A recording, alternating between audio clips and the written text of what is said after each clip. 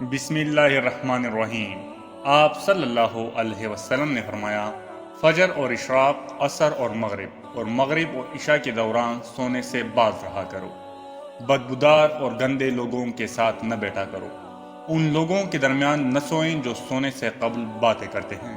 تم بائیں ہاتھ سے نہ کھاؤ، منہ سے کانا نکال کر نہ کھاؤ، اپنے کانے پر اداس نہ ہوا کرو۔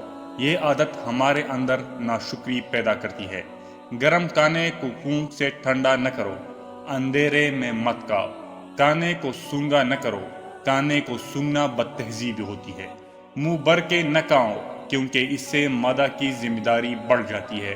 ہاتھ کے کڑاکے نہ نکالا کرو، جوتے پہننے سے قبل اسے جاڑ لیا کرو۔ نماز کے دوران آسمان کی طرف نہ دیکھو۔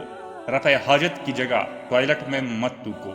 لکڑی کے کوئلے سے دانت صاف نہ کرو، اپنے دانتوں سے سخت چیز مت توڑا کرو۔ ہمیشہ بیٹھ کر کپڑے تبدیل کرو۔ دوسروں کے عیب تلاش نہ کرو۔ بیت الخلاء میں باتیں نہ کیا کرو۔ دوست کو دشمن نہ بناؤ۔ دوستوں کے بارے میں جھوٹے قصے نہ بیان کیا کرو۔ ٹھہر کر صاف بولا کرو تاکہ بات دوسری پوری طرح سمجھ جائیں۔ چلتے ہوئے بار بار پیچھے مڑ کر نہ دیکھو۔ ایڑیاں مار کر نہ چلا کرو۔ ایڑیاں مار کر چلنا تکبر کی نشانیوں میں سے ہے۔ کسی کے بارے میں جھوٹ نہ بولو۔ شیخی نہ بگاڑو۔ اکیلے سفر نہ کیا کرو۔